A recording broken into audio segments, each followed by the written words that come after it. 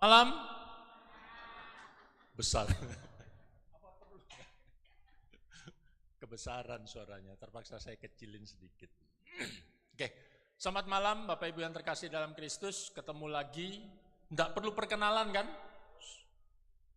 Sudah pernah kan? Banyak yang baru? Siapa yang baru? Sudah lama semua, banyak yang baru ini ya. Oke, nama saya Surya. Saya dari Paroki Santo Yusuf Karangpilang, Surabaya. Saya saat sekarang ini aktif di sentra evangelisasi pribadi Santo Yohanes Penginjil BPK PKK Surabaya. Saya bekerja di bisnis asuransi di Prudensial. Jadi nanti kalau ada yang bermasalah asuransinya kontak saya ya. Ini bukan ya. Oke, kita lanjut.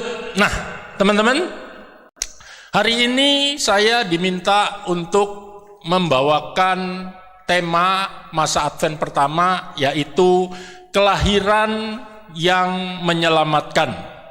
Nah, kalau kita bicara kelahiran yang menyelamatkan, kalau kita berbicara masa Advent, berarti Natal sudah dekat, betul ya? Kalau kita berbicara tentang Natal, identiknya adalah ada sukacita, betul? Betul? Ini kok lemes semua ini ya. Oke. Nah, sukacita karena apa? Ini pertanyaannya. Apakah yang kita rasakan ketika kita mau memasuki Natal? Mungkin teman-teman sudah berpikir, liburan sudah dekat. Ya, ada sukacita? Ada. Mungkin sebentar lagi kumpul-kumpul makan, ya toh? Sebentar lagi tahun baru, ya toh? Pesta lagi, ya. Nah, teman-teman yang terkasih, sebenarnya apa sih yang kita rayakan, ya, di dalam masa Advent ini di Natal, ya, yaitu bahwa Kristus telah lahir ke dunia dan sudah menyelamatkan Anda dan saya. Bagi yang sudah dibaptis, tolong katakan amin. Ya. Nah, kita masuk ke dalam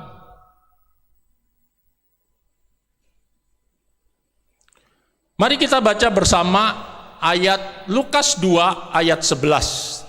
3, 2, 1. Hari ini telah lahir bagimu juru selamat, yaitu Kristus Tuhan di kota Daud. Ya. Nah, teman-teman, sebelum datangnya sukacita itu ada satu masa yang sekarang ini lagi kita jalani, yaitu masa penantian. Ya.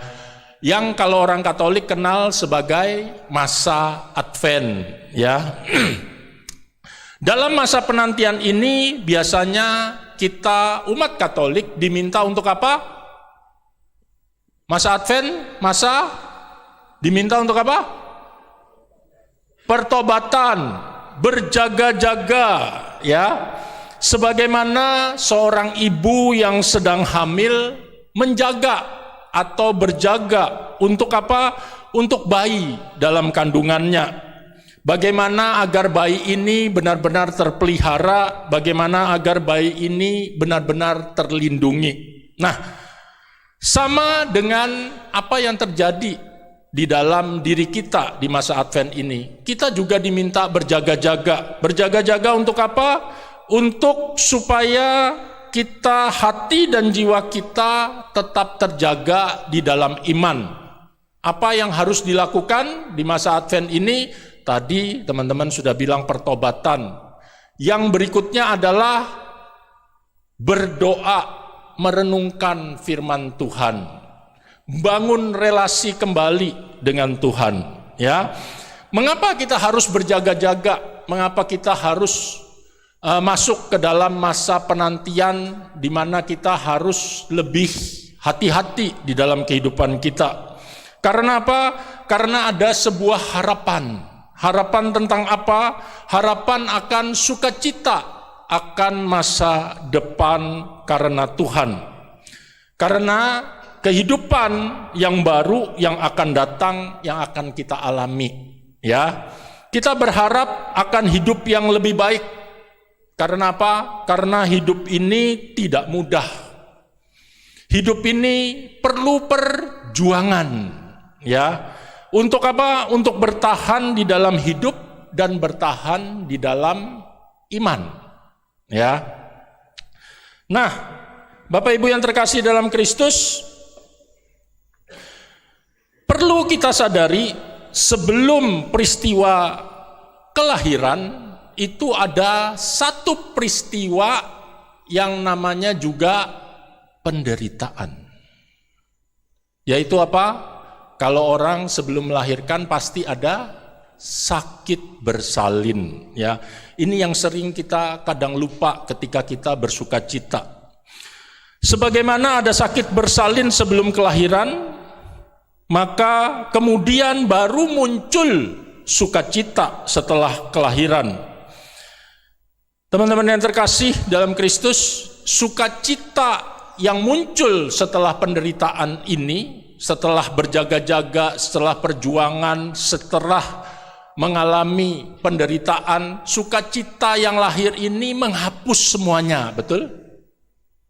Ketika Anda mengalami suatu masalah yang bertubi-tubi di dalam hidup Anda, dan kemudian Anda berdoa kepada Tuhan, kemudian Anda mengalami kasih Tuhan, bebas dari permasalahan itu, ada sukacita?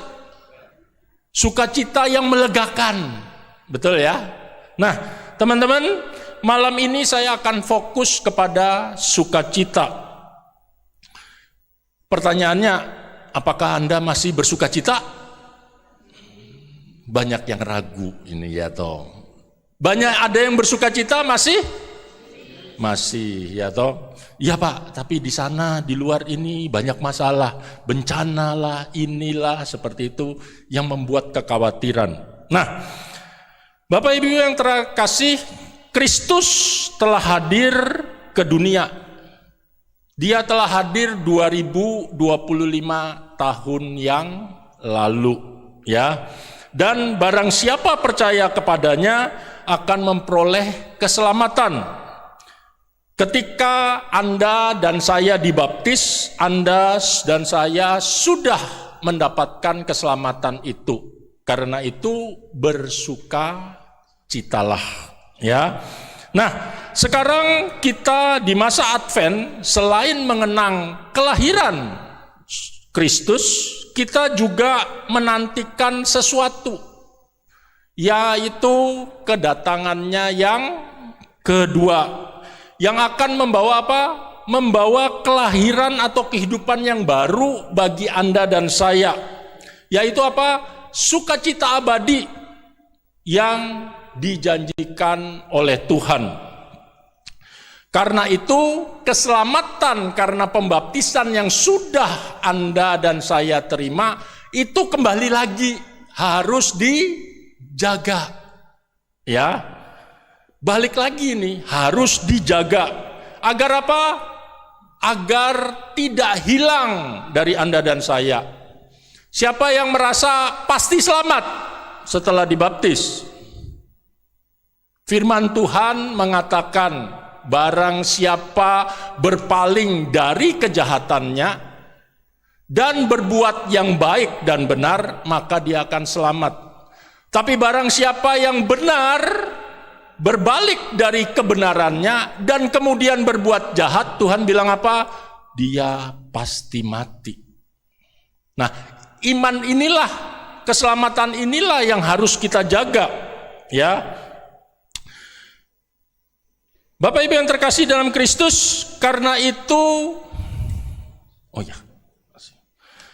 itu kembali untuk mempertahankan ini, Anda dan saya harus berjuang lagi, ya, menjaga dan kemudian berjuang, mempertahankan iman.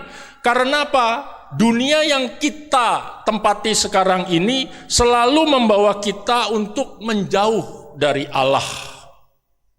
Ya, Seringkali kita menjadi tidak fokus kepada Tuhan.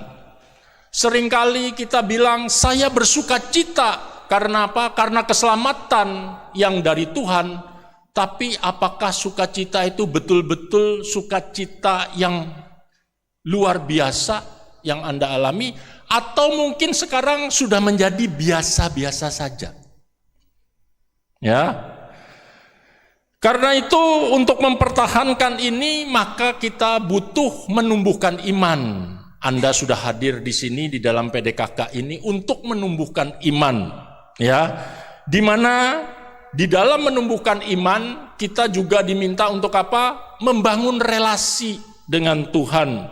Mau lebih belajar tentang Tuhan. Jadi jangan stop hanya di PD, ya. Anda juga harus mulai belajar. Masuk ke dalam pengenalan yang benar akan Allah. Apakah Anda sudah betul-betul merasakan bahwa Allah yang kita imani, Anda imani ini adalah Allah yang sangat baik, sungguh amat baik di dalam kehidupan Anda. Allah yang tidak pernah meninggalkan Anda apapun keadaan Anda. Allah yang selalu menopang hidup Anda. Bapak Ibu yang terkasih dalam Kristus, karena itu kita harus terus berharap bahwa Tuhan pasti membebaskan kita dari penderitaan di dalam pesiarahan hidup di dunia ini. Ada yang tidak merasa menderita hidup di dunia? Semua pasti merasakan naik turun, ya. Oke, saya pun juga merasakan. Kita harus terus berharap bahwa Tuhan pasti datang dan kita akan memperoleh sukacita abadi bersamanya. Tuhan pasti datang, yakin? Yakin, oke. Mungkin ada yang berpikir, dari dulu selalu katanya sudah dekat. Tapi Tuhan kok tidak datang-datang. Entah kenapa, 2 hari yang lalu saya lagi jalan dengan seorang teman Katolik. Dia adalah orang yang sangat aktif di gereja, ya. Dan kami berdiskusi. Muncul perkataan ini. Dia katakan di sini, dia meragukan dan berkata, ada kemungkinan loh Tuhan tidak datang. Saya kaget. Ini orang Katolik loh, ya, aktif di gereja, mengenal kitab suci, tapi dia mulai ragu. Karena apa? Tuhan kok tidak datang-datang. Dari dulu katanya dekat, sudah dekat, tapi tidak datang-datang. Sekarang dia mulai berpikir bahwa apa? Mungkin ada kemungkinan Tuhan tidak datang. Teman-teman tahu apa yang saya katakan? Kalau Tuhan tidak datang, saya bilang, maka Anda dan saya adalah manusia yang paling bodoh dan paling malang di dunia ini. Bapak Ibu yang terkasih, Tuhan pasti datang. Bukti-bukti sejarah itu sudah sangat jelas. Bahwa Allah yang menjadi manusia berjalan di dunia itu tertulis di dalam sejarah. Kalau sudah tertulis di dalam sejarah dengan berbagai macam bukti yang otentik, sudah bisa dipungkiri, sudah tidak bisa dipungkiri lagi bahwa semua itu pasti akan terjadi. Kalau teman-teman tahu tentang nubuatan, ya, di dalam kitab suci nubuatan tentang Kristus itu ada 332 kali, menunjuk hanya kepada satu orang. Itu di dalam perjanjian lama, yaitu Yesus. Ilmu matematika, ya, itu mengatakan, ilmu pengetahuan mengatakan probabilitas untuk nubuatan itu pasti terjadi kalau nubuatan itu cuma 8 saja, menunjuk ke satu orang, bisa terjadi itu kemungkinannya cuma 1/10⁻17. Nolnya ada 17 kali. Tetapi nubuatan itu terjadi karena sejarah mencatatnya. Nah, teman-teman, karena itu percayalah, Tuhan pasti datang.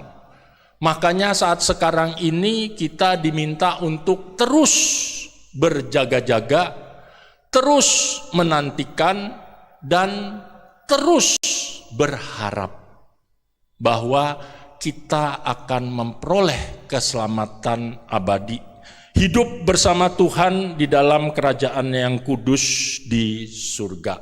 Ya, nah sekarang kita mulai masuk ke dalam materinya.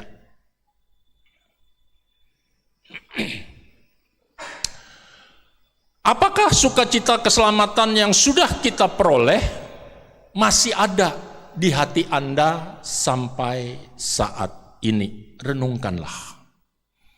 Apakah sukacita itu masih menggebu-gebu? Teman-teman harus ingat ketika teman-teman mungkin yang masih sudah punya umur atau yang masih pasangan muda, ketika pacaran dulu, ketemu sama pacarnya, enggak ketemu sehari aja, rasanya bagaimana? Enggak karu-karuan, ya toh.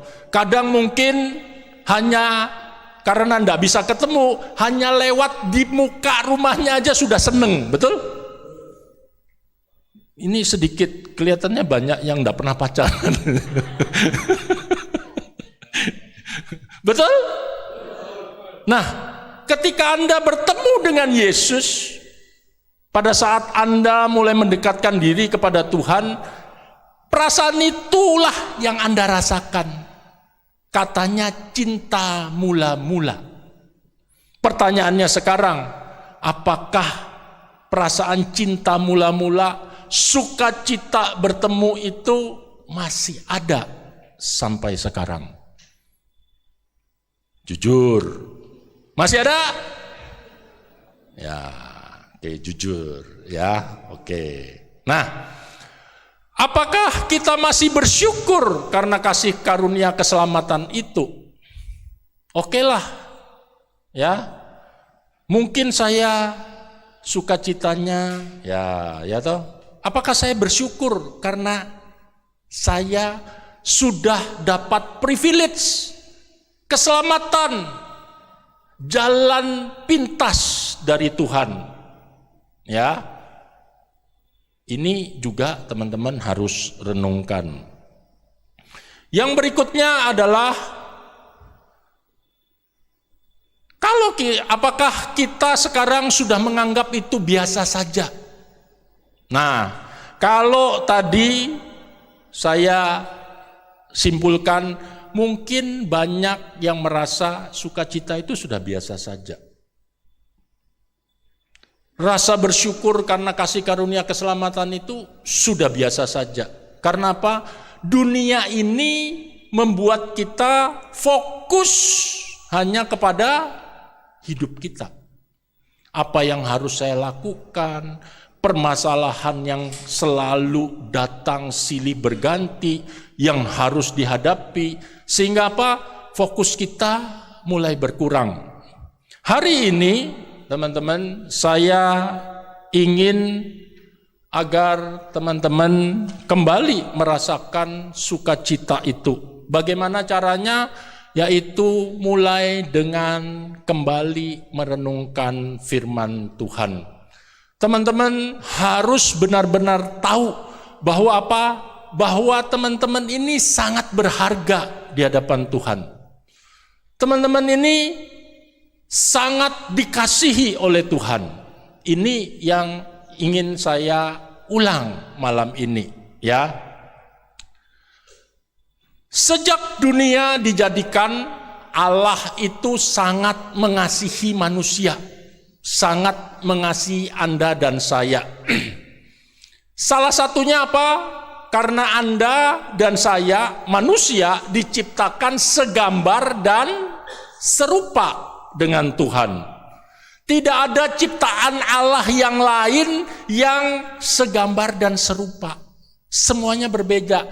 Hanya manusia loh. Hanya Anda dan saya yang diciptakan, dikatakan segambar dan serupa. Kalau segambar dan serupa berarti apa? Namanya manusia. Kalau yang satu punya mata, yang lain pasti punya mata. Kalau yang satu punya hidung dan mulut serta kuping, yang satunya pasti punya hidung, mulut, dan kuping. Seperti itu. Bayangkan, teman-teman ini diciptakan segambar dan serupa dengan Allah. Segambar dan serupa baik secara fisik maupun juga secara rohani. Nanti di belakang kita berbicara secara rohani bagaimana. Setelah itu, teman-teman, di dalam kitab Kejadian, teman-teman kalau baca, sudah baca kitab Kejadian sampai habis? Yang jawab kok sedikit? Sudah baca? Sudah, oke ya. Nah, di dalam kitab Kejadian dikatakan juga Allah kemudian menyerahkan seluruh yang diciptakannya untuk dikuasai oleh manusia. Bayangkan. Allah menyerahkan seluruh yang diciptakannya untuk dikuasai. Ini ada di Kejadian 1 ayat 28. Mari kita baca bersama. 3, 2, 1. Allah memberkati mereka. Lalu Allah berfirman kepada mereka, beranak cuculah dan bertambah banyak. Penuhilah bumi, taklukkanlah itu. Berkuasalah atas ikan-ikan di laut dan burung-burung di udara dan atas segala binatang yang merayap di bumi. Teman-teman, beranak cuculah dan bertambah banyak, penuhilah bumi, kata Tuhan. Semua ini loh kuasai, burung, ikan, binatang, semuanya. Teman-teman bisa bayangkan privilege-nya bagaimana? Ketambahan lagi ini. Dan bahkan di dalam kitab Kejadian bab 3, kalau teman-teman mau baca dengan lebih seksama, dikatakan Allah itu ternyata mau tinggal bersama-sama dengan manusia. Allah berinteraksi langsung dengan manusia. Kitab Kejadian bab 3 dikatakan ketika mereka mendengar bunyi langkah Allah, Adam dan Hawa ya, berjalan-jalan di dalam taman itu pada waktu hari sejuk, maka bersembunyilah mereka. Kemudian Allah berfirman, di manakah engkau? Teman-teman bisa bayangkan, dulu Adam dan Hawa tinggal di Taman Firdaus, berinteraksi langsung dengan Allah, berbicara muka berhadapan muka. Sedangkan kita sekarang tidak. Itu hidup manusia pertama yang diciptakan oleh Tuhan. Di sini kita bisa melihat bahwa manusia itu sungguh berharga di hadapan Tuhan.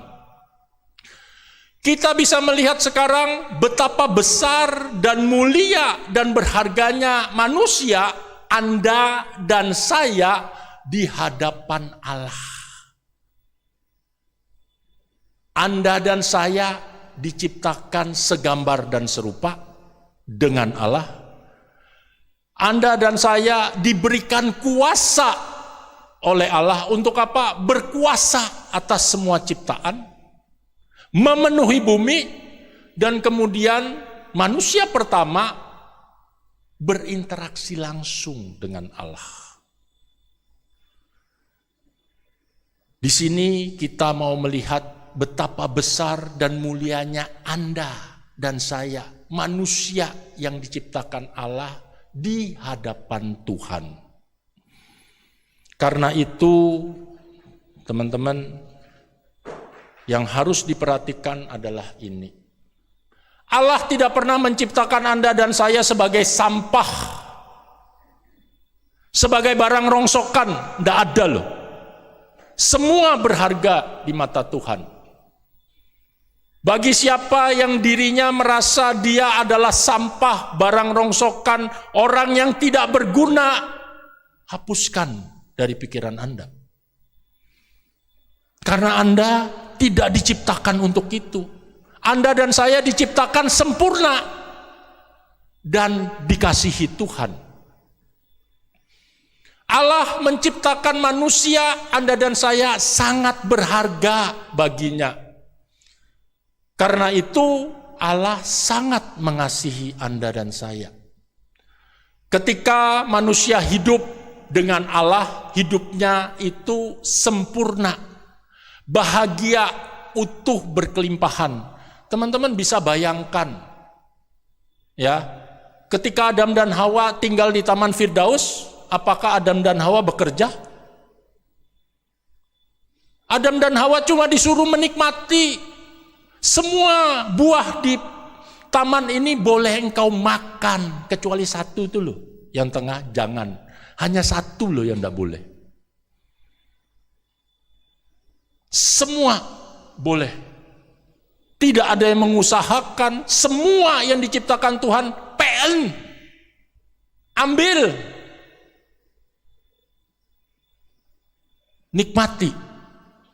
Makanya dibilang sempurna, bahagia, utuh, berkelimpahan. Teman-teman, tetapi ternyata kasih yang begitu luar biasa yang Tuhan berikan kepada Adam dan Hawa, kepada manusia, kepada Anda dan saya, itu dibalas oleh manusia dengan pemberontakan.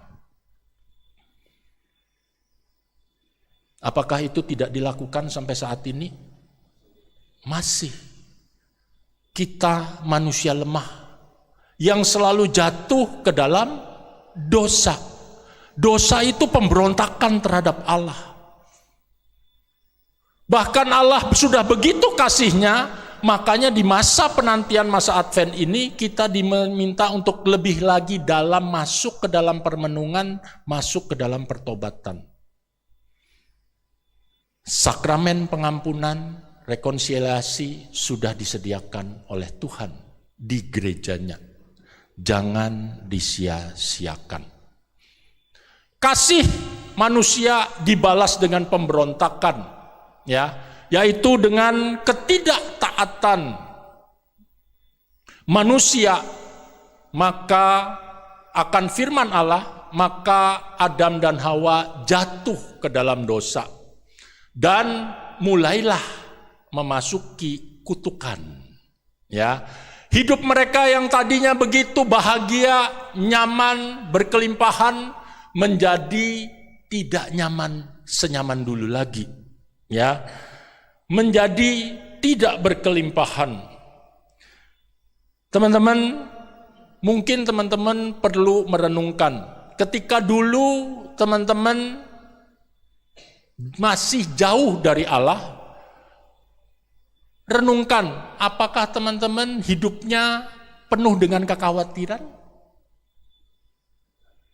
Selalu khawatir, selalu kepingin ini, kepingin itu, jaga ini, jaga itu, betul?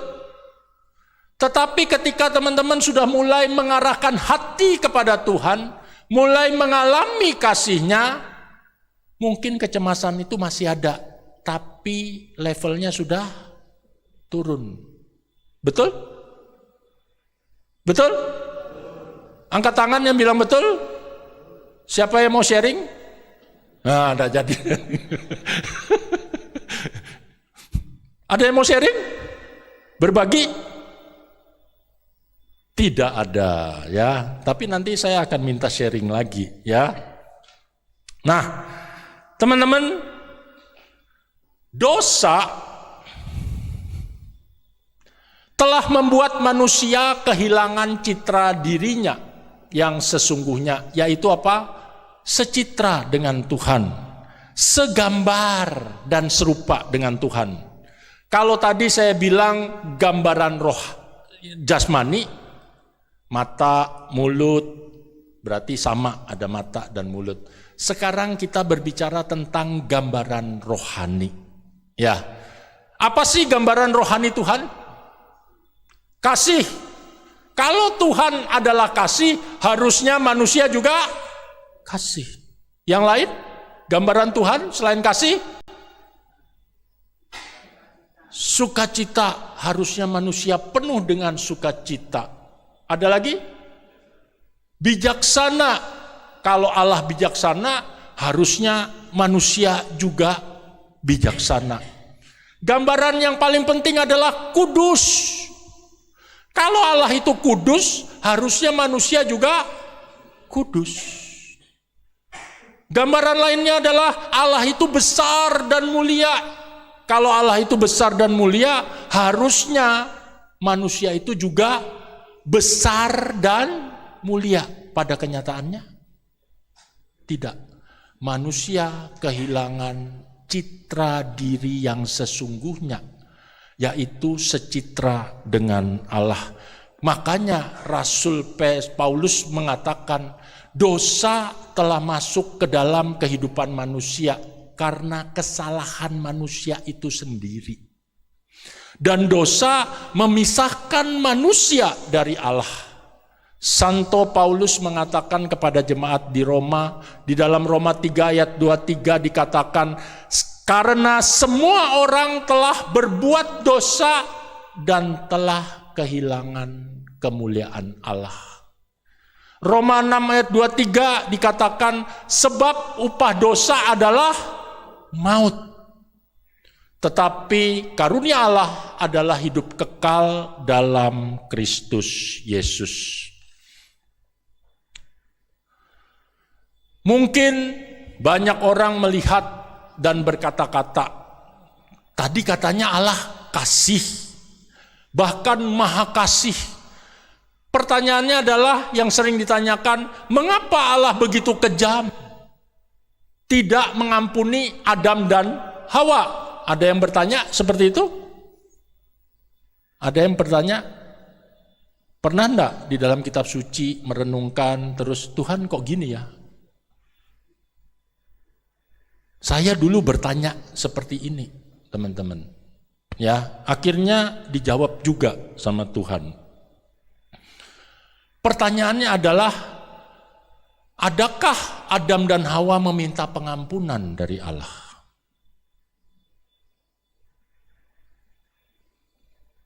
Paus Fransiskus bilang, almarhum Paus Fransiskus bilang, Allah itu tidak pernah bosan untuk mengampuni umatnya, anak-anaknya. Tapi umatnya ini yang seringkali merasa bosan minta ampun kepada Tuhan. Adam dan Hawa tidak minta pengampunan. Ketika Tuhan tanya, ketika Adam dan Hawa berkata, ketika kami mendengar bunyi langkah engkau di taman, maka kami bersembunyi. Kemudian Allah berkata, mengapa engkau bersembunyi? Apakah engkau makan dari buah yang aku larang engkau makan? Teman-teman tahu jawabannya Adam? Perempuan yang kau tempatkan di sampingku, Tuhan, yang memberikannya kepadaku, maka aku makan. Cari kambing hitam? Kambing hitam? Bapak Ibu, lebih gila lagi ini. Perempuan yang engkau tempatkan di sampingku. Bukannya minta ampun, tapi malah menyalahkan Tuhan loh.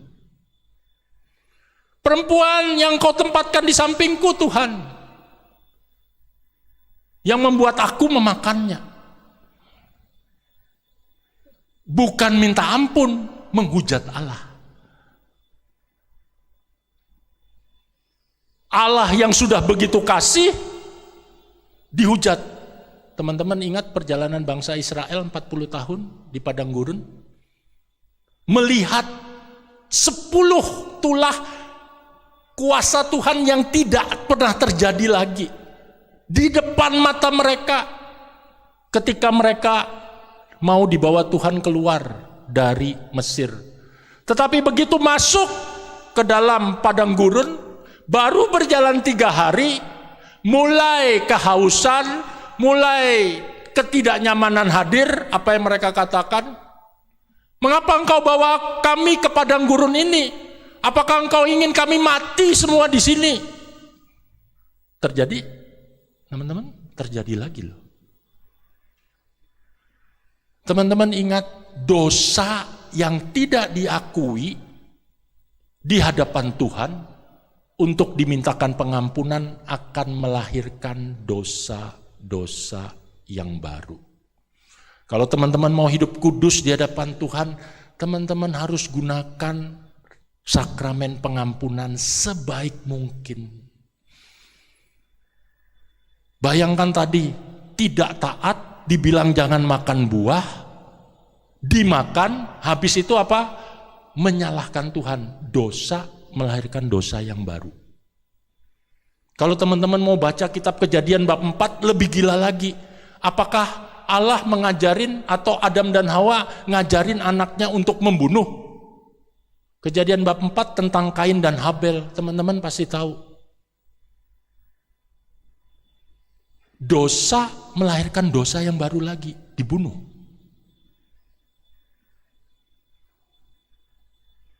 Teman-teman sekarang sudah mengerti betapa bahayanya dosa. Karena itu, di masa penantian ini kita kembali diminta untuk masuk ke dalam pertobatan. Ya.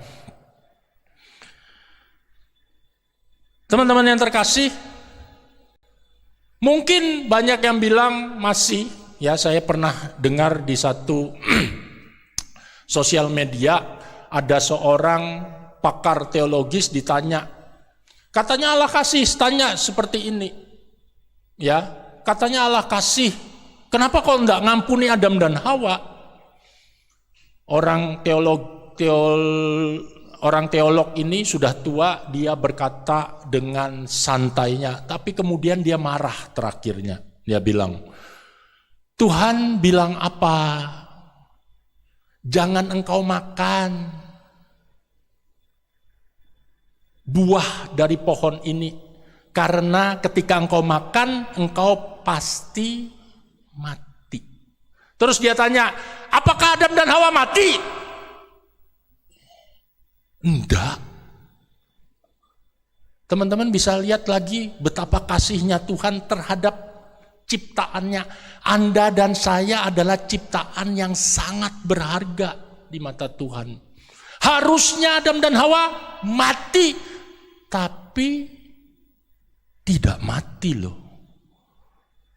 Kemudian kalau teman-teman baca berikutnya, mulailah kisah penyelamatan dimulai. Sampai Kristus datang, ya. Harusnya mereka mati, tetapi mereka tetap hidup. Harusnya karena dosa Anda dan saya mati, tetapi karena kasih karunia Allah melalui Kristus, Anda dan saya hidup. Renungkan, dapatkah teman-teman sekarang melihat dan menyadari mengapa ketika kita masih berdosa dan bahkan belum bertobat, Allah tetap mengasihi Anda? Harusnya Adam dan Hawa mati. Itu juga terjadi di dalam kehidupan kita. Ketika Anda masih jauh dari Allah, masih melakukan perbuatan-perbuatan dosa, apakah berkat-berkatnya hilang? Enggak, saya juga ngalami.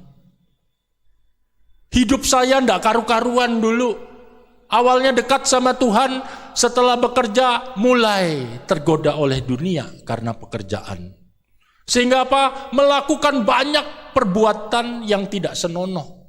Melakukan banyak dosa berat. Tapi ketika saya bertobat dan saya merenungkan, kasihnya itu luar biasa. Berkat itu selalu ada, selalu hadir. Tuhan hanya ingin supaya apa? Apakah Tuhan tidak menginginkan anaknya balik? Tidak manggil dia balik? Tidak. Tuhan selalu panggil saya untuk kembali. Cuma saya ini seringnya tomat, habis tobat kumat. Sebentar diingatkan ke gereja, 2-3 kali ke gereja, hilang lagi. Itu saya dulu teman-teman. Ya. Dulu ketika manusia hidup bersama Allah, hidup mereka itu bahagia, utuh, berkelimpahan di Taman Firdaus, hidup mereka sempurna. Tetapi setelah diusir oleh Tuhan, kehidupan mereka bagaimana? Menjadi tidak enak. Mengalami sakit bersalin, harus bekerja keras. Karena Tuhan bilang apa? Terkutuklah tanah. Apapun yang kau kerjakan tidak akan menghasilkan secara maksimal buat hidupmu. Hidup mereka menjadi tidak nyaman, tidak bahagia, tidak berkelimpahan. Rentetannya adalah ini. Karena manusia dulu ketika dia hidup dengan Allah merasakan kebahagiaan, keutuhan dan kelimpahan, dia begitu tidak nyaman, dia mulai cari sesuatu untuk apa? Kembali kepada kenyamanan yang dulu. Betul? Pasti. Dulu enak ya. Akhirnya apa? Manusia berusaha mencari kesempurnaan hidup dengan caranya sendiri. Dengan berbagai cara manusia berusaha menjangkau kesempurnaan hidup itu. Sebagaimana manusia dulu hidup bersama dengan Allah. Manusia mencari kesempurnaan hidupnya dengan apa? Berbagai cara.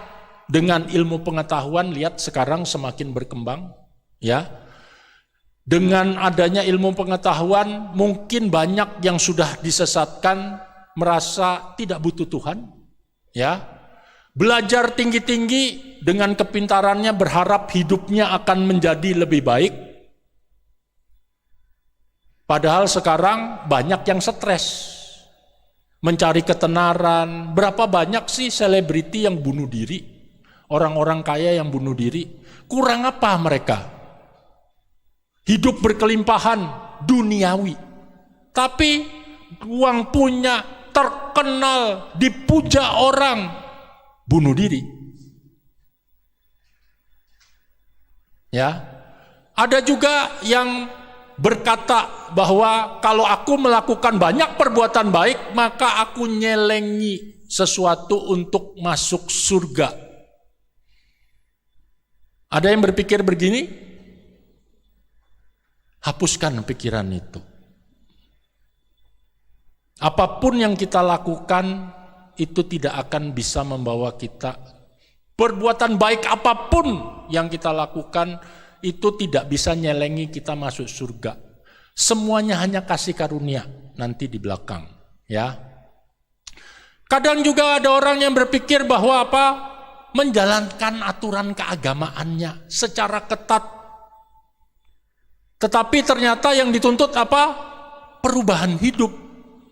Yang tadinya secitra dengan Allah menjadi tidak secitra. Harusnya dengan keagamaan itu mengembalikan citra itu. Jadi apa? Ketika kita sangat taat di dalam agama kita, tapi hidup kita, pribadi kita, karakter kita tidak berubah, maaf, itu juga tidak akan membawa keselamatan. Manusia tetap tidak dapat menjangkau Allah dengan usahanya sendiri. Ini yang teman-teman perlu pahami, ya. Karena ketidakmampuan ini dan manusia juga terus-menerus semakin terperosok ke dalam dosa, seperti terperosok ke dalam lumpur hidup. Semakin bergerak, semakin tenggelam, ya. Karena itu manusia perlu pertolongan, sebab tanpa pertolongan manusia pasti mati. Maka Allah kembali berbelas kasih, teman-teman, mengulurkan tangannya kepada manusia. Saya juga mengalami hal yang sama. Ketika saya tadi katakan jauh dari Tuhan, saya berbuat seenaknya, Katoliknya cuma Katolik KTP, berkat terus mengalir, kehidupan duniawi saya betul-betul nikmati. Berkat Tuhan tetap mengalir, saya punya mobil baru, punya rumah baru, punya gaji yang bagus, punya status yang bagus di dalam pekerjaan. Tetapi Allah tetap memanggil saya. Saya teringat bahwa ketika saya tidur sendirian di kamar, waktu itu memang rumah masih baru dan saya baru sendirian di sana. Tiba-tiba jam 2 pagi saya dibangunkan oleh Tuhan. Tiba-tiba terbangun. Dan saya duduk. Apa yang saya rasakan, teman-teman? Yang saya rasakan adalah kehampaan yang luar biasa. Hampa. Saya berpikir apa yang saya punya sekarang ini tidak ada artinya. Tidak berguna. Tiba-tiba ada sebuah suara halus yang berkata kepada saya, "Apa yang engkau cari, Surya?" Teman-teman, saya cuma bisa menunduk dan menggeleng, tidak tahu Tuhan. Dan akhirnya hanya bisa menangis. Selama 2 jam, dari jam 2 sampai jam 4 pagi. Terus menangis, karena kehampaan itu, karena sapaan itu. Akhirnya saya mulai kembali lagi ke gereja. Seperti itu. Apakah betul-betul bertobat? Enggak. Masih tomat, teman-teman ya. Saya betul-betul masuk ke dalam pertobatan itu tahun 2004 ya. Nah, teman-teman, renungkanlah ketika Anda sedang terpuruk karena apa? Karena dosa mungkin. Karena apa? Karena Anda merasa diri Anda tidak pantas. Mungkin karena permasalahan yang bertubi-tubi terjadi di dalam kehidupan Anda. Apakah Anda mengalami sapaan Allah? Mengalami? Siapa mengalami, angkat tangan? Puji Tuhan, siapa yang mau sharing? Loh, enggak ada lagi. Tadi enggak ada sharing loh, ini diminta sharing. Ada yang mau sharing? Ayo, berbagi. Supaya apa? Menguatkan. Enggak ada yang mau? Ada yang mau? Mari. Ini memang sudah jarang sharing ya? Wah, ini harus sharing nanti ya. Oke. Zaman kasihnya itu sungguh luar biasa. Saya juga mengalami penyertaannya. Waktu itu sebelum saya punya rumah, ketika saya masih berbuat banyak dosa, teman-teman. Kakak saya itu bertengkar hebat dengan kakak saya yang paling tua. Kakak satu letting di atas saya sama yang paling tua. Kami 7 bersaudara. Sehingga dia bilang begini sama saya, "Nyo," dia panggil saya Nyo karena anak paling kecil padahal gede ya. "Nyo, kalau kamu sudah diberkati, punya uang, beli rumah." Karena itu kami waktu itu masih tinggal bersama kakak yang paling besar ini di rumahnya. Seperti itu.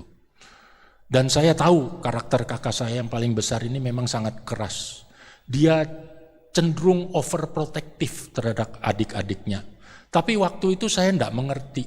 Karena apa? Masih terlalu muda. Sehingga apa? Namanya jiwa muda, ya bertengkar, ngelawan kalau diomongi, seperti itu. Sehingga, nah kebetulan waktu itu kakak saya itu lagi stres, tidak punya kerjaan, teman-teman. Sehingga apa? Load stresnya itu luar biasa, yang jadi sasaran empuk adik-adiknya. Ya. Jalan beberapa tahun belum dapat kerjaan juga karena dia terbeban harus membiayai adik-adiknya dan juga kebetulan kedua orang tua saya, ibu saya waktu itu juga sakit-sakitan. Sehingga apa? Begitu tertekannya sehingga dia sering marah. Dan akhirnya dia mulai marah juga ke orang tua saya. Dan saya ngelihat kayak gitu, saya kasihan sama orang tua saya. Akhirnya saya mulai jalanlah mencoba cari rumah. Dulu kita tinggal di Dharma Husada Utara, rumah kakak saya. Waktu itu Wiyung, ya, daerah Wiyung itu masih hutan. Saya akhirnya supaya uangnya cukup, ya yang paling murah mungkin daerah sana, ya saya cari. Akhirnya apa yang saya lihat, wah ini rumah bagus nih, di pojokan, ya toh, tingkat. Akhirnya hati saya kok menuju rumah itu.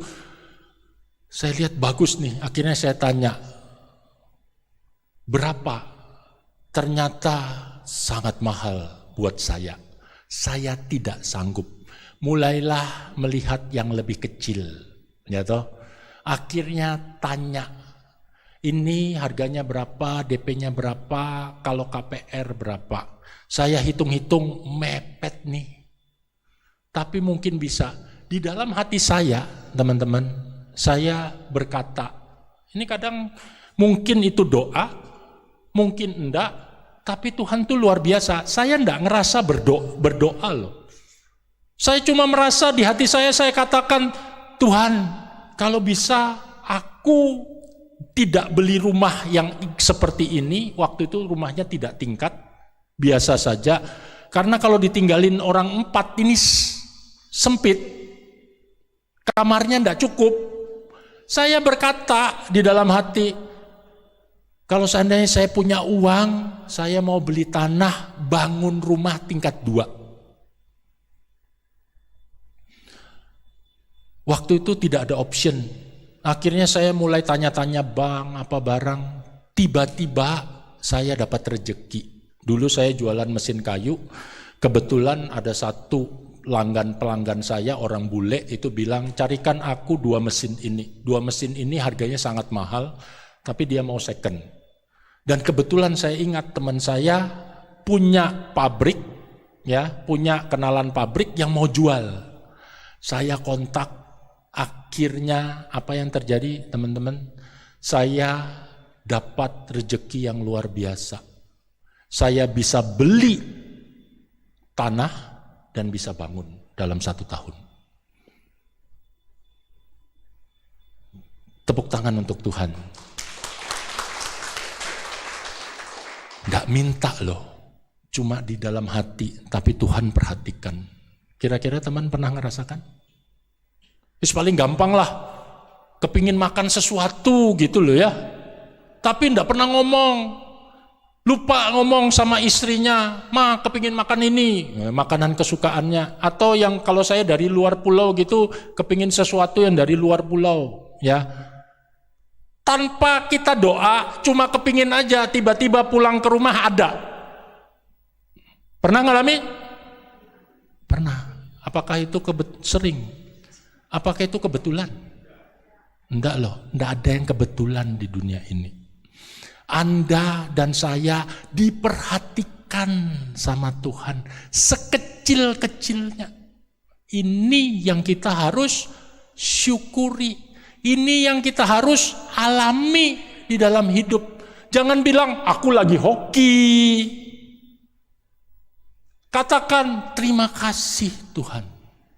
Engkau memperhatikan aku secara luar biasa di dalam hidupku. Ini yang saya inginkan teman-teman rasakan kembali. Cinta. Betapa berharganya kita di hadapan Tuhan. Betapa berharganya Anda di hadapan Tuhan. Betapa Anda dikasihi dan dicintai secara luar biasa oleh Tuhan. Ya, oke, kita lanjut. Yohanes 3 ayat 16 dikatakan, karena begitu besar kasih Allah akan dunia ini, sehingga ia telah mengaruniakan anaknya yang tunggal, supaya setiap orang yang percaya kepadanya tidak binasa, melainkan beroleh hidup yang kekal. Mengaruniakan itu berarti ini teman-teman, ya, memberikan secara cuma-cuma dengan sukarela. Allah memberikan Kristus untuk Anda dan saya, untuk keselamatan Anda dan saya, dengan cuma-cuma secara sukarela. tidak pakai syarat. Ya. Jadi semua adalah karena kasih karunia, bukan karena kita ini berbuat baik, tidak. Tapi diberikan dulu oleh Allah secara cuma-cuma. Jadi semuanya hanya karena rahmat, pemberian cuma-cuma dari Allah. Pertanyaannya, kalau kita balik tadi ke Adam dan Hawa, apakah Adam dan Hawa punya andil sehingga dia dapat hidup di dalam Taman Firdaus dengan berkelimpahan? Punya andil enggak? Enggak punya. Semua Tuhan ciptakan, habis itu Tuhan bilang, pakai. Ini, ya. Teman-teman yang terkasih, Matius 21 ayat 33 sampai 46. Waktu saya masih cukup? Sudah habis? Belum? Ya. Karena mau baca firman ini, ya. Mari kita buka Matius 21 ayat 33 sampai 40. Kita baca sampai 40 saja, enggak 46.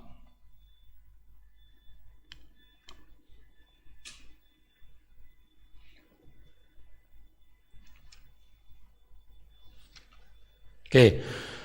Matius 21 ayat 33 saya bacakan. Dengarkanlah suatu perumpamaan yang lain. Ada seorang tuan tanah mempunyai kebun anggur dan menanam pagar di sekelilingnya. Ia menggali lubang tempat memeras anggur dan mendirikan menara jaga di dalam kebun itu. Kemudian ia menyewakan kebun itu kepada penggarap-penggarap lalu berangkat ke negeri lain. Ketika hampir tiba musim petik, ia menyuruh hamba-hambanya kepada penggarap-penggarap itu untuk menerima hasil yang menjadi bagiannya. Tetapi penggarap-penggarap itu menangkap hamba-hambanya itu. Mereka memukul yang seorang dan membunuh yang lain, dan melempari yang lain pula dengan batu. Kemudian Tuhan itu menyuruh pula hamba-hamba yang lain lebih banyak lagi daripada yang semula. Tetapi mereka pun diperlakukan sama seperti kawan-kawan mereka. Akhirnya ia menyuruh anaknya kepada mereka. Katanya, anakku akan mereka segani. Tetapi ketika penggarap-penggarap itu melihat anaknya itu, mereka berkata seorang kepada yang lain, ia adalah ahli waris. Mari kita bunuh dia, supaya warisannya menjadi milik kita. Mereka menangkapnya dan melemparkannya keluar kebun anggur itu, lalu membunuhnya. Maka apabila tuan kebun anggur itu datang, apakah yang akan dilakukan dengan penggarap-penggarap itu? Bapak Ibu yang terkasih, mereka membunuh anaknya. Slide. Bapak Ibu bisa renungkan enggak? Kalau kita mau merenungkan perikop itu secara singkat, ya, sebenarnya Tuhan Allah itu sudah tahu loh bahwa anaknya yang akan diutusnya ini untuk menyelamatkan pasti dibunuh. Tapi tetap diutus. Bisa bayangkan? Sudah tahu pasti mati. Menderita. Tapi tetap diutus.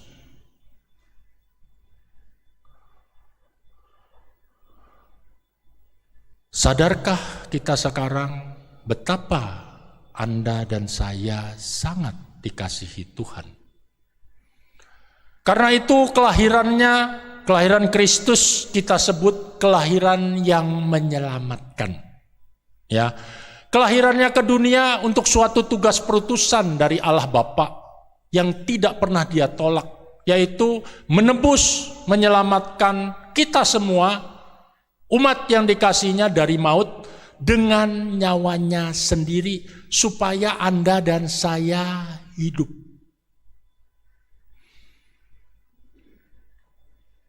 Yesus lahir untuk Anda dan saya, anak-anak Allah yang dikasihi oleh Bapa. Kristus telah melakukan tugas perutusannya, telah melakukan bagiannya, dan sebelum meninggalkan para murid, ternyata Kristus juga meninggalkan tugas perutusan ini kepada para murid. Anda semua murid Kristus? Amin? Amin? Berarti tugas perutusan ini juga milik Anda. Ya. Matius 28 ayat 18-20, Yesus berkata, "Pergilah, jadikanlah seluruh bangsa muridku, dan baptislah mereka di dalam nama Bapa dan Anak dan Roh Kudus, dan ajarlah mereka melakukan segala sesuatu yang telah kuperintahkan kepadamu, dan ketahuilah aku menyertai kamu sampai akhir zaman." Dibaptis itu sama dengan dilahirkan kembali, dilahirkan baru di dalam Tuhan. Setiap orang yang sudah dibaptis, Anda dan saya yang sudah dibaptis, mempunyai tugas perutusan yang sama, yaitu apa? Ikut berpartisipasi di dalam karya keselamatan Allah.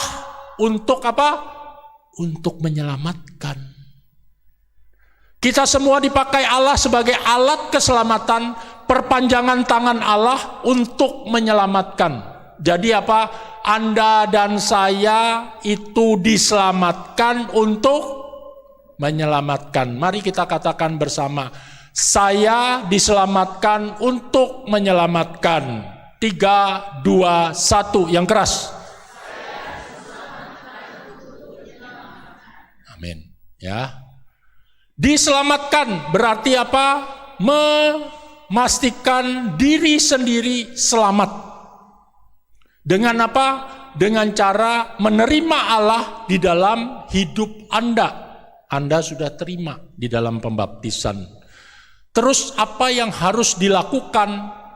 Yang dilakukan adalah bagaimana cara kita mendapatkan keselamatan itu, yaitu dengan ketaatan dan kekudusan. Ampuni, maka Anda harus ampuni. Kalau tidak, doa Bapa kami yang sudah Anda hafal di luar kepala tidak berguna. Sebagaimana Anda mengampuni, maka Anda pun diampuni. Yang berikutnya adalah pertanyaannya, sudah taatkah Anda? Silahkan renungkan pribadi demi pribadi.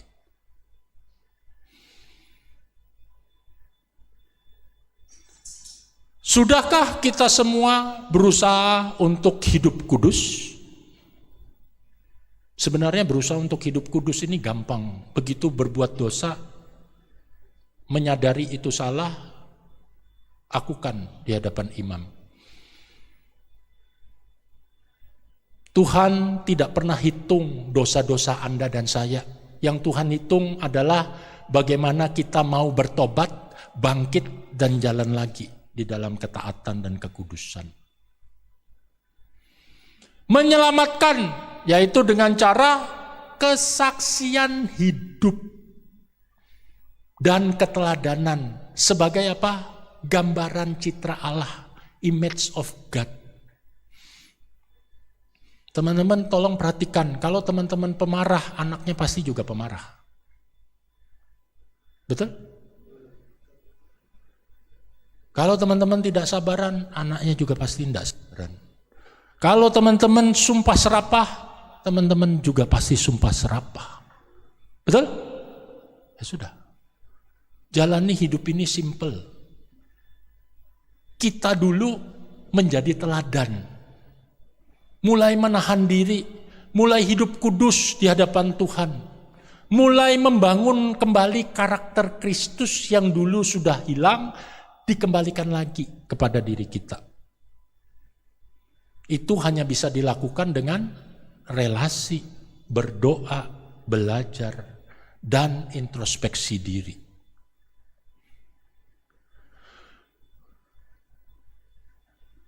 Apakah Anda sudah ikut serta dalam karya keselamatan Allah?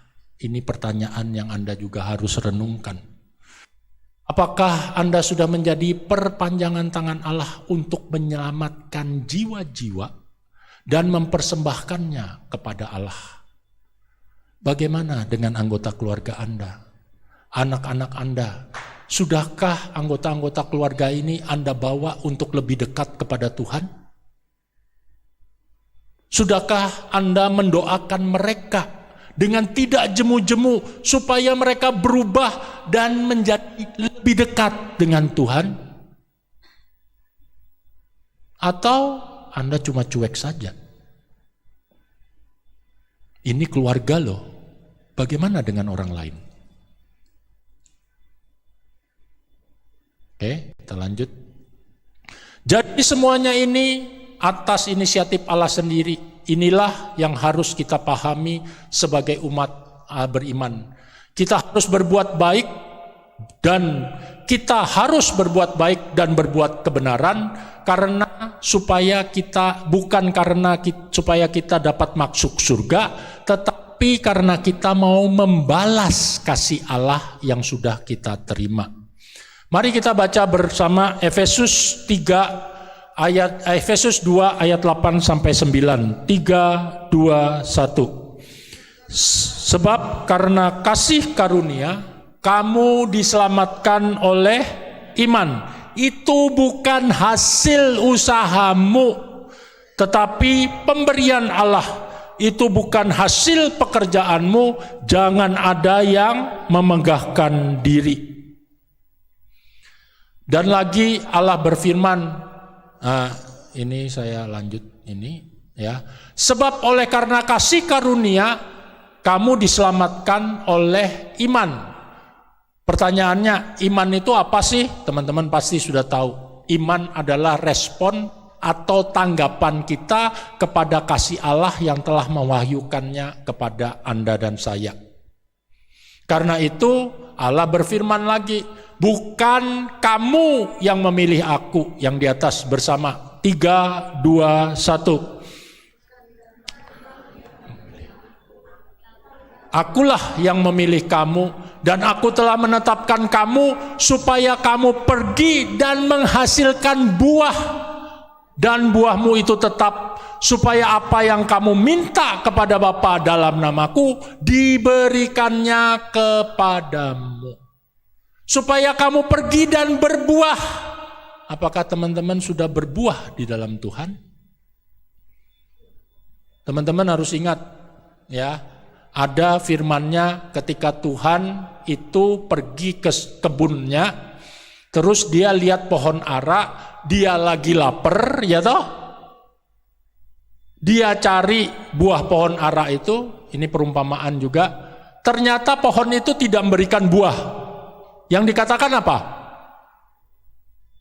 Sudah 3 tahun pohon ini ada di tempat ini, tetapi dia tidak menghasilkan apa-apa. Kemudian si punya kebun berkata, tebanglah. Habis itu si penjaga kebun bilang apa? Jangan, sabar. Beri waktu 1 tahun lagi. Aku akan pelihara dia, pupuki dia. Tapi kalau dalam setahun dia masih belum berbuah, dikatakan apa? Tebanglah. Hidup Anda, anak-anak Allah, harus berbuah. Peringatannya jelas. Kalau kita tidak berbuah, ujung-ujungnya apa? Tebang. Bertobatlah di dalam masa Advent ini. Ya. Bagaimana kita menanggapi panggilan ini? Yaitu dengan menerima uluran tangan kasih Allah. Tetapi Allah tidak pernah memaksa. Karena apa? Karena manusia berhak memilih dan menuruti jalannya sendiri. Allah memberikan Anda dan saya sebuah kehendak bebas. Mengikuti atau tidak mengikuti. Bebas pilih, kata Tuhan. Maka Ulangan 30 ayat 19 dikatakan, Aku memanggil langit dan bumi menjadi saksi terhadap kamu pada hari ini. Kepadamu kuperhadapkan kehidupan dan kematian, berkat dan kutuk. Pilihlah kehidupan supaya engkau hidup, baik engkau maupun seluruh keturunanmu. Bapak Ibu yang terkasih, Allah adalah kehidupan. Karena itu saya mau ucapkan selamat kepada teman-teman, di mana teman-teman sudah dan harus percaya bahwa teman-teman sudah dipilih untuk menanggapi panggilan ini. Ya, untuk tetap teguh di dalam iman sampai sekarang, meskipun saya tahu, Allah pun tahu, teman-teman masih mengalami berbagai masalah dan penderitaan di dalam pesiarahan hidup ini. Tetapi teman-teman tetap setia untuk mengikuti Tuhan. Karena itu tetap setialah di dalam iman sampai pada akhir hidup kita, ya, dan jadilah teladan dalam kasih dan iman. Ingat, bahkan kematian pun bagi umat Allah, bagi Anda dan saya, itu yang beriman kepada Tuhan bukanlah akhir dari segala-galanya, tapi awal dari sebuah kehidupan yang abadi bersama Tuhan. Maka yang terakhir kita baca bersama dengan lantang, genaplah firman Tuhan ini. 3, 2, 1. Semua yang diberikan Bapa kepadaku akan datang kepadaku, dan barang siapa datang kepadaku, ia tidak akan kubuang. Sebab aku telah turun dari surga bukan untuk melakukan kehendakku, tetapi untuk melakukan kehendak Dia yang telah mengutus aku. Dan inilah kehendak Dia yang telah mengutus aku, yaitu supaya dari semua yang diberikannya kepadaku jangan ada yang hilang, tetapi supaya ku bangkitkan pada akhir zaman. Sebab inilah kehendak Bapakku, yaitu supaya setiap orang yang melihat Anak dan yang percaya kepadanya beroleh hidup yang kekal, dan supaya aku membangkitkannya pada akhir zaman. Tuhan memberkati kita semua. Mari kita bangkit berdiri, kita mau berdoa. Di dalam nama Bapa dan Putera dan Roh Kudus. Amin. Terima kasih Tuhan, karena pada malam hari ini Engkau kembali mengingatkan kepada kami anak-anak-Mu bahwa kami semua adalah ciptaan-Mu, anak-anak yang sangat Engkau sayangi di dalam kehidupan kami. Engkau melihat kami sebagai sesuatu yang sangat berharga, sangat mulia di hadapan-Mu, yang pantas diperjuangkan untuk selamat, untuk hidup bersama-sama Engkau kembali.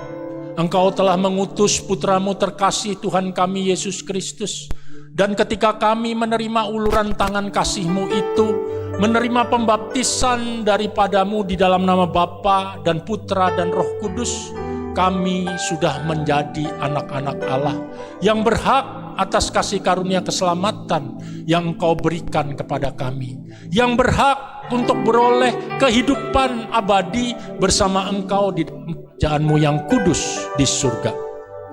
Ini kami Tuhan, anak-anak-Mu. Pimpin kami Tuhan untuk selalu melihat kebaikan-Mu terjadi setiap saat, setiap waktu di dalam kehidupan kami sehari-hari, di dalam hal-hal sederhana di dalam kehidupan kami sehari-hari, sehingga hati kami selalu tertambat kepadamu, sehingga hati kami selalu terbuka akan Engkau dan fokus hanya kepadamu, Allah kami yang sangat mengasihi kami. Terima kasih Tuhan atas malam ini. Terima kasih Engkau hadir mengingatkan kami bahwa Engkau sangat mengasihi kami. Kami serahkan hidup kami, seumur hidup kami hanya ke dalam tangan kerahiman-Mu. Pimpin kami Tuhan, jangan biarkan kami lepas daripada-Mu. Sebab Engkau berjanji tidak akan ada satupun yang Kau biarkan hilang dari semua yang sudah Engkau pilih. Terima kasih Tuhan. Kemuliaan kepada Allah Bapa, Putra, dan Roh Kudus, seperti pada permulaan, sekarang, selalu, dan sepanjang segala abad. Amin. Dalam nama Bapa dan Putra dan Roh Kudus. Amin. Selamat malam, Tuhan berkati.